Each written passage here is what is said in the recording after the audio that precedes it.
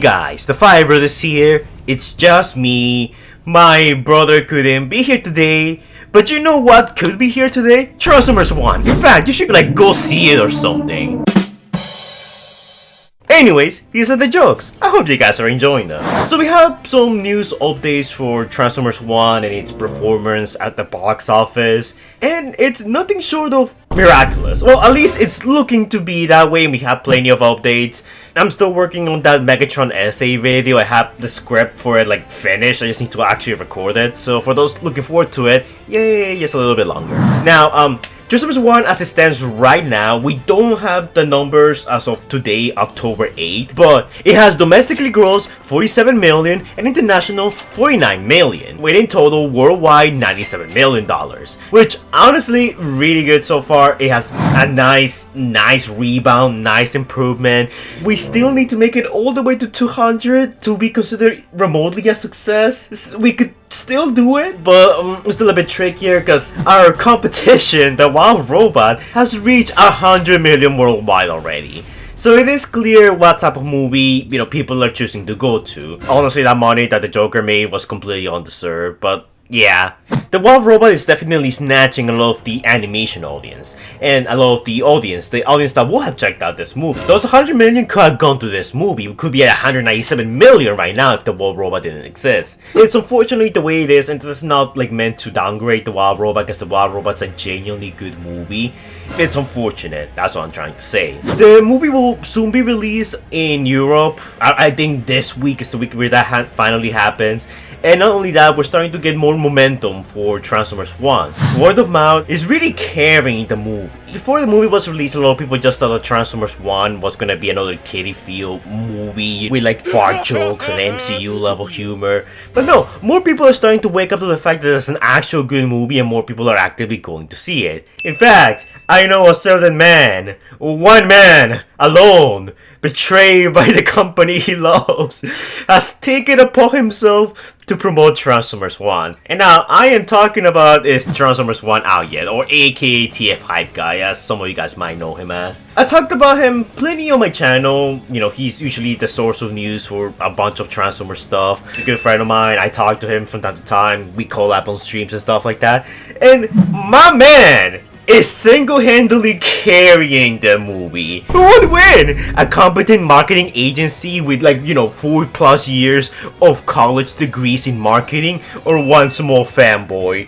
The answer's clear. He has taken it upon himself to copy-paste, promote, talk to everyone, and even, got in contact with big YouTubers to get him to talk about the movie. I'm not talking about any small-time YouTubers like Common and Cam. That's a joke, Common, if you're watching this. I don't mean anything by it. I'm talking about big boys, like Moist Critical, Cosmonaut, who I'll be honest, I think he has some dumbass takes sometimes, but for the most part, I think he's okay. I Do Know Nothing, and plenty others. In fact, things got so huge that at one point he was trending on Twitter. Yes, him, not the movie he's trying to promote, started trending on Twitter because people started talking about him. Hell, even in the YouTube, people are talking about him in the comment section oh wow, TFHypeGuy is really gonna like this. And honestly, it's well deserved. In fact, even some members of the production, like Jason Schreier here and the voice actor of Jazz, are even trying to get in contact with Paramount so they can send one of those goodie boxes of Transformers 1 merchandise, which in all honesty is very well deserved, and I really hope he gets it. I mean, I didn't get anything, and it's not like I'm jealous or anything,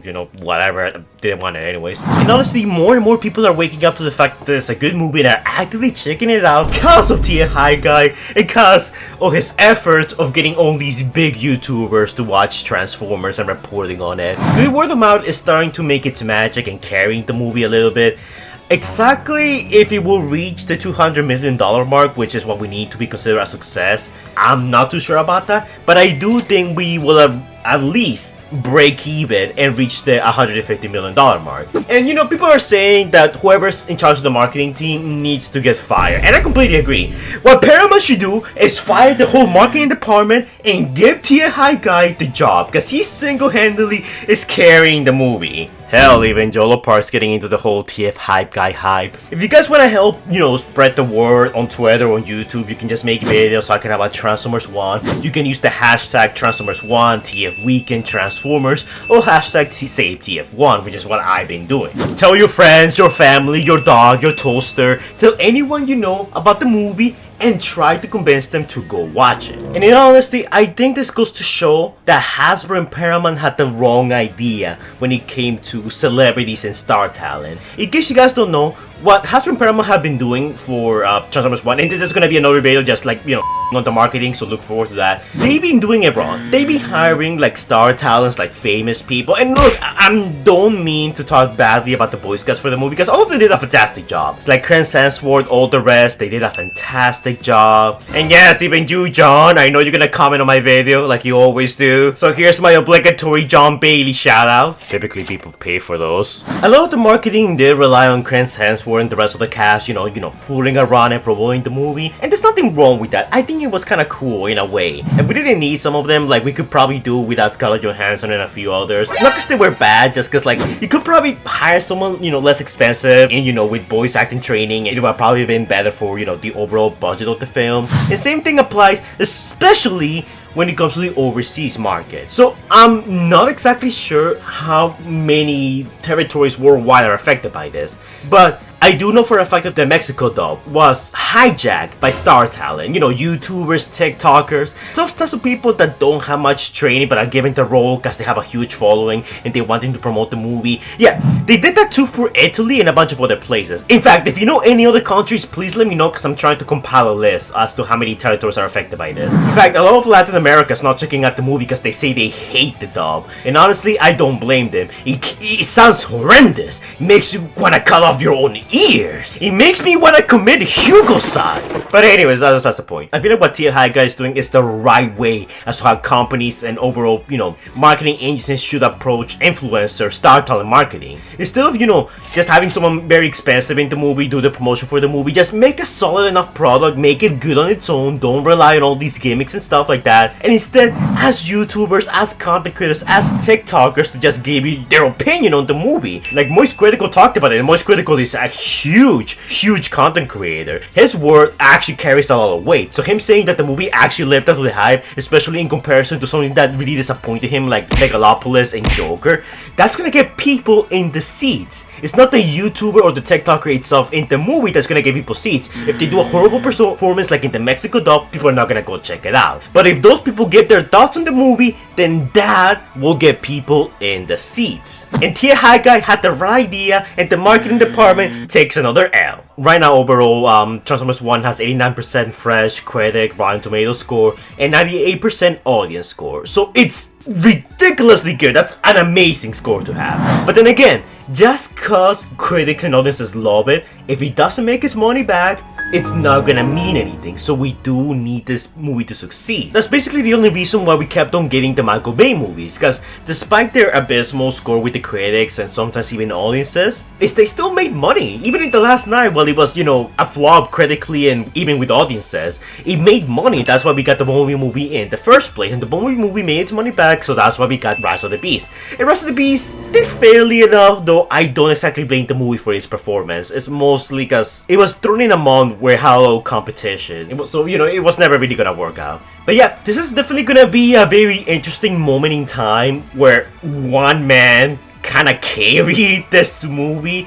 I feel like Paramount definitely acknowledges the attention, since actors, fans, and everyday normies apparently know about TFHypeGuy now and his efforts to promote the movie. It wouldn't surprise me if for the G.I. Joe movie they just use him to promote the movie from now on, maybe even pay him for it, which I kind of hope they do, because a lot of people just take a look at his account and they either think he's a bot or he's like, you know, the Flash News account in which you can just tell he's a shill who doesn't take criticism or anything. But TFHypeGuy is just a genuine fan. He's genuine, and I think people like that about him. I like that about him because I know like everything he says is genuine. And yes, granted, I can see some people finding it annoying that he comments on everything, but honestly, I don't mind. Mostly because the way he does it is pretty buried, and he does it in a funny type of way before shilling Transformers 1, which I think a lot of people just genuinely like. And that might entice them to watch the movie more as opposed to someone just saying, yo, just check out Transformers 1. You know what I mean? And I'm gonna say it right now, if the movie does succeed and we do reach the coveted 200 million, you know,